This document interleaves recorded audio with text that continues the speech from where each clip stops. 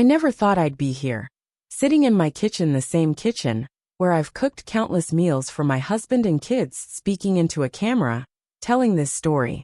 This isn't a fairy tale. There's no prince. No magical ending. Just me, a woman in her 40s, with a few lines around her eyes, hands that have held a home together, and a heart that once believed in love the way a child believes in fairy tales. If you're listening to me right now, maybe you've felt a crack or two in your own heart. Maybe you've sat alone in a quiet room, asking yourself, what did I do wrong? Was I not enough? And if you've ever been betrayed like I was, I just want you to know one thing. You are not alone. My husband and I met when I was 26. He was 7 years older, already established in his career. And the way he looked at me, you know that look, the kind that makes you feel like you're the only woman in the room. I didn't fall in love with him for his success or his money. I loved him because of the little things. Because he wrapped my scarf around my neck on cold winter mornings. Because he remembered how I liked my coffee, and the songs I used to hum while cooking dinner. We fell in love. We got married. We had 2 children. It wasn't a perfect life, but it was ours. And I never imagined he would betray me. That was the last thing I ever thought possible. And yet, it was the first thing to send my whole world crashing down.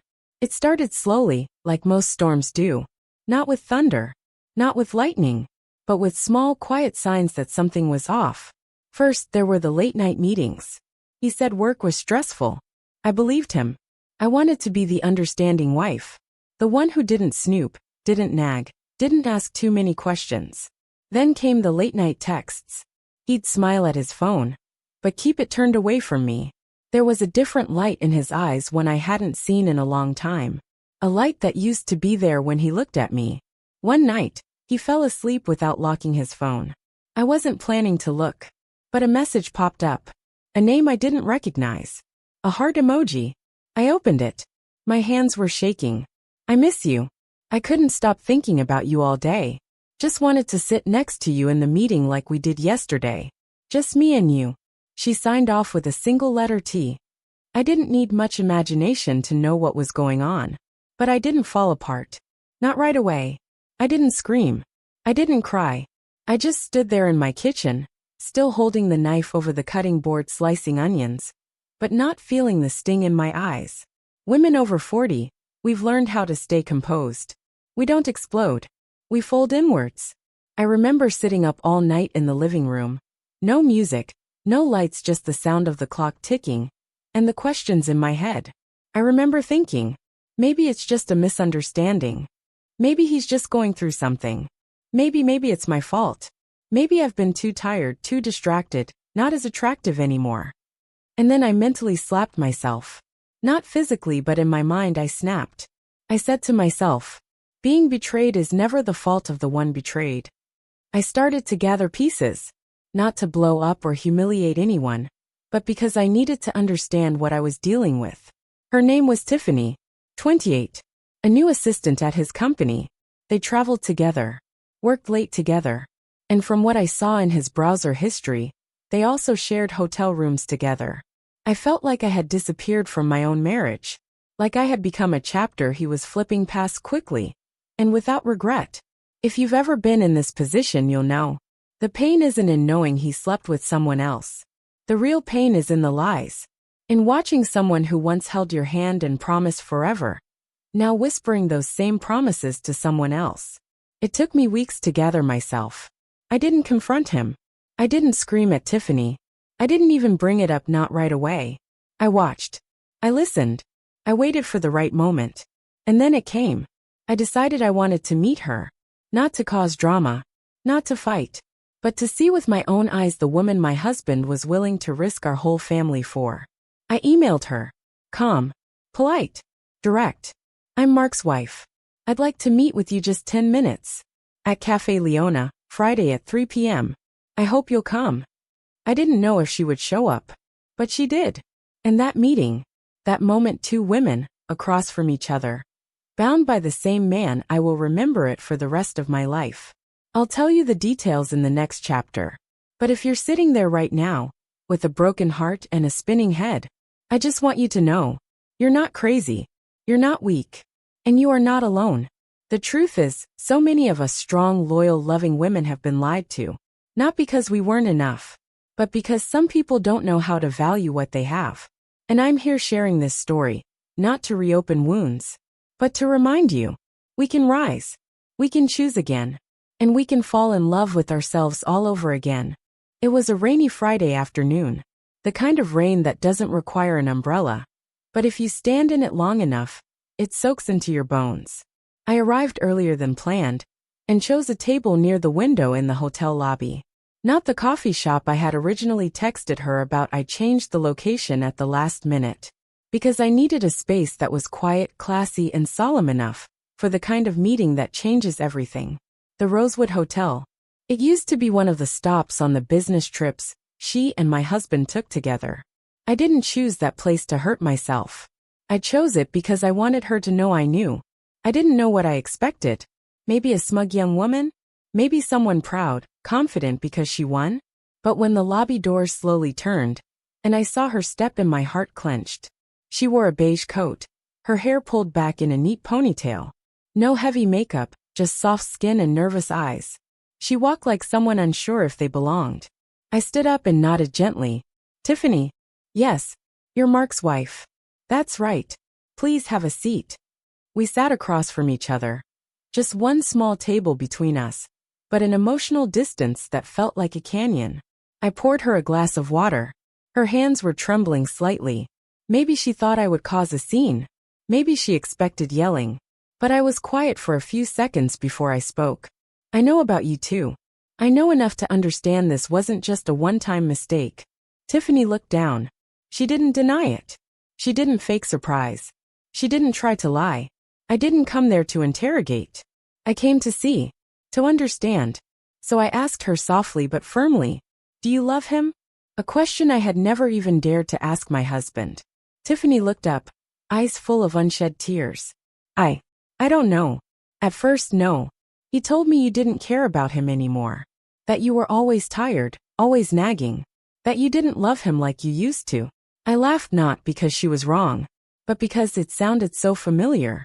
He told me you were just a lonely girl who needed attention. That it didn't mean anything. So, which one of you is telling the truth? She didn't answer. I leaned forward just a bit. Not in anger but in sadness. Deep, quiet sadness. Do you know what we've been through together? When he lost his job the first time, I worked 2 jobs to keep our house. When he had panic attacks and couldn't sleep, I sat up with him every night, holding his hand until he could finally rest. I'm not telling you this to play the victim. I'm telling you this so you understand. Love isn't stolen glances in a hotel lobby or heart emojis at 2 a.m. Real love is when you stay, even when the other person is no longer lovable. Her tears welled up. She blinked hard. She was fighting something inside, maybe guilt, maybe realization. In that moment, I didn't see a villain. I saw a younger version of myself, naive, lost, craving connection. Someone who thought she was walking into love, but never realized she was stepping into someone else's home. I'm sorry, she whispered. And for the first time, I believed she meant it. I never thought you'd meet me like this. I expected you to hate me, yell at me, slap me. I thought I would too, I said softly. But anger doesn't heal. It just adds more pain. I sat up straighter, took a breath, and something inside me let go. I only have one final question, Tiffany. One I hope you'll ask yourself every time you walk into a new relationship. I looked her straight in the eye. Do you think you might be stealing your own future? She broke. Not the kind of crying that comes from being caught, but the kind of crying that comes when you really see yourself for the first time in a long time. I stood up, reached for my coat. I don't know if you two will continue or end things, but either way, I'm no longer the one who's staying. And with that, I walked out of the hotel. The rain had stopped. There was no music, no dramatic film ending, just me, my shoes slightly damp, and a strange lightness. Not because I forgave them, but because I forgave myself for loving with everything I had, for believing too much, and for finally choosing to let go. That evening, I went home and packed a small bag. I wasn't leaving forever, but I needed space. I sent one text to my husband. I met Tiffany. We'll talk, but not today. I left and rented a quiet Airbnb by the sea. Just me, a book, a glass of wine, and a silence I hadn't heard in years. I'm telling this story not to get sympathy. I'm telling it because I know there's a woman out there right now holding her knees in bed, heart shattered, wondering if she'll ever feel okay again. The answer is yes. We are stronger than we think. We have the right to say no, the right to walk away, the right to be loved, and the right not to forgive. I don't know where my marriage is going. I don't know if it will survive. But I know this. I will never let anyone define my worth again. That night, after leaving the hotel and spending a quiet evening somewhere, I didn't have to worry about anyone else. I felt like a different woman. A stronger, more decisive woman. No longer the passive, long-suffering wife wrapped in the supposed security of a family. The next morning I went back home. I didn't want to face him immediately, but I knew I had to. We needed to talk. Not to cry. Not to continue blaming each other. Just to say everything that had been hidden inside for so long. When I walked into the house, he was sitting on the couch. He looked worn out. It seemed like he no longer had the energy to run away, to deny the truth. But I knew he still wasn't ready to face it head on. We had so many conversations before that were really just avoiding what needed to be said. I sat down in the chair opposite him. Neither of us spoke for a few minutes. The air in the house was thick, heavy with the weight of everything unsaid. Finally he spoke, his voice hoarse as though he was trying to run away from his own emotions. "You're home. I know what you want to say." I looked him straight in the eyes. Not to seek forgiveness. I didn't need him to forgive me anymore. But I wanted him to see what he had done. What he had taken from me. What he had taken from this family. "You know I met Tiffany?" I asked with no anger in my voice, just a strange calm. He lowered his head, unable to look me in the eyes. It had been so long since I had seen him like this. A man who couldn't face his wife. "I'm sorry. I really didn't know it would go this far." I took a deep breath, trying to control the anger rising inside me. It had been so long since I was angry at him. I wasn't angry anymore. I was just hurt. Hurt more than ever before. "You didn't know? You really didn't know? You didn't know what you did to this family? You didn't know I carried everything, while you ran into someone else's arms." Tears started to fall. Not because I was angry. Not because I wanted him to feel guilty. I cried because I had tried so hard to hold this family together. To sacrifice. To love. And now, I realized what I had given, what I had invested, might never have been enough. He looked at me, his eyes also beginning to redden. "You've sacrificed too much for me. I know that. But you don't love me anymore, do you?" I smiled. The saddest smile I had ever given. "I don't know anymore. You've made me feel like this for so many years. You made me feel like I wasn't good enough. You made me feel like I wasn't beautiful anymore, like I didn't matter." I started to forget who I was, forget the things that once made me proud to be me. I looked into his eyes and this time, I couldn't hold back. "You love her, don't you? She gave you what I couldn't. She made you feel important." He didn't answer. He just sat there staring at the floor. I knew he had no more words. "I can't accept this anymore, Mark. Not because I don't love you, but because I love myself too much to keep accepting this betrayal." He broke down. For the first time, I saw him cry like this. Not because he feared losing me. Not because of what he had done. He cried because he didn't know what to do anymore. He knew he had lost everything. And in that moment, I realized he had lost himself too. "You've changed. You're not the wife I loved anymore. You've become someone I can't touch, someone I can't understand." I smiled again, this time with a self-deprecating grin. "I've changed, yes. But I've changed because I found myself again. I found the strength that I had forgotten for so long." I stood up, looked at him one last time. "I'm no longer your wife, Mark. I can't live in this betrayal anymore. I won't let myself be hurt again." I walked out of the living room. He remained there saying nothing. But this time, I knew my words had reached him. I didn't need him to say that he loved me. I didn't need him to beg. I had heard enough. I reached the door, pausing for just a moment before stepping out. I turned back to look at him one last time. It's over, and I will find myself again. After stepping out of that door, I didn't know what the future held. No plans, no expectations. Just me, a woman who had learned to stand on her own, even though I still carried scars that hadn't healed. But I realized one important thing: I no longer needed anyone to complete me. I gave myself some time to be alone, not to dwell on my sorrow, not to continue suffering. I needed to find myself again. I needed to remember the dreams that had been buried for so many years beneath the dust of responsibilities, sacrifices, and unrequited love. The small room I rented by the beach became the place where I faced my deepest emotions. It was where I started to hear the beat of my own heart again, after so long of suppressing it in the storm of life. Every morning, I woke up early to run along the beach, feeling the cool breeze and listening to the waves crash. In the beginning, it felt strange, but slowly, my body began to adjust to the idea of not running away from anyone, of not trying to please anyone. It was just me and the soft, effortless steps that stretched out in front of me, no destination, just living. One morning, as I sat by the window with a cup of coffee, watching the birds fly far away, I received a surprising call. It was him, Mark. His voice was filled with concern, slightly trembling. "Are you okay? I can't stop thinking about you. I know you need time, but..." I cut him off, not letting him continue. "You don't need to worry about me anymore. I'm fine, Mark. I found peace in myself." It felt strange hearing his voice again. A part of me wanted to go back, to listen to his explanation, to see him regret it. But I knew I no longer needed that. I was no longer that woman, the one who spent her life trying to hold on to a love that had already shattered long ago. "I've found myself again, Mark. I've learned how to love myself. And that's what I needed." His voice fell silent. There were no more words. But I knew in that silence he was realizing something important, that I was no longer the passive wife, waiting for him to change. I had changed, and this change was not for him, but for me.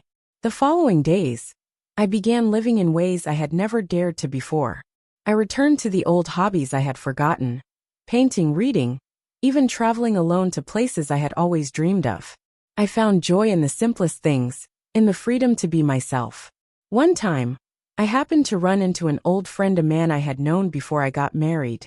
We went out for coffee and talked about the years that had passed. It felt so light, with no weight of the past.